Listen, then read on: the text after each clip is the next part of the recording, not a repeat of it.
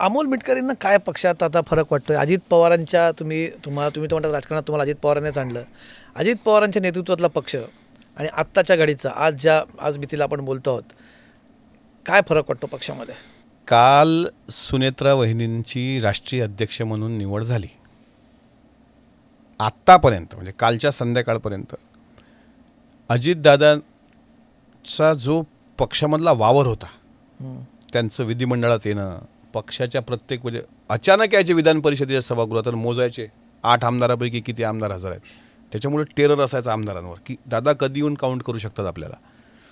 देवगिरीच्या प्रत्येक बैठकीत दादांचं वागणं, हसणं, बोलणं, त्यांचे पत्र तपासणं, सगळं हा जो त्यांचा फ्लो होता तो एकदम आता कोलॅप्स झाल्यासारखा कालपर्यंत वाटत होता.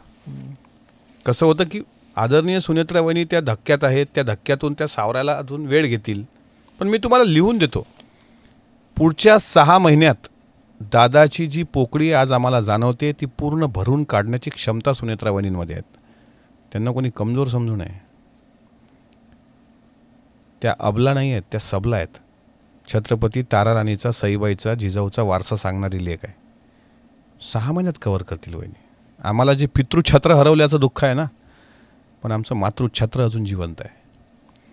त्याच्यामुळे आता जरी तो फरक जाणवत असला, पण मला विश्वासानं वाटतं त्यांचं ज्या पद्धतीनं आमदारांशी बोलणं आहे, ज्या पद्धतीनं आम्हाला सांभाळून घेणं आहे, आमच्याशी बोलणं आहे, संवाद साधणं आहे, तर तो गॅप जो आहे, दादाचं फक्त असं होतं की दादा एक अधिकारवाणीनं बोलायचे.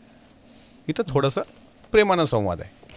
पण मला विश्वास आहे की ती पोकळी भरून काढण्याची क्षमता सुनेत्रा वहिनींमध्येच आहे. म्हणून त्यांची एकमतानं पक्षाने काल राष्ट्रीय अध्यक्ष म्हणून निवड केली. दुसरी ती जागा कोणी भरू शकत नव्हतं आणि ते घेऊ शकत नव्हतं. अजितदादाची जागा कोणीच घेऊ शकत नाही. त्यांचं भाषण आहे का, कालचं त्यांचं भाषण हे पक्षाला ऊर्जा आणि संजीवनी देणार आहे. त्यांनी हेवे दावे काढले नाहीत, त्यांनी जास्त कोळसा उगाळत बसले नाहीत.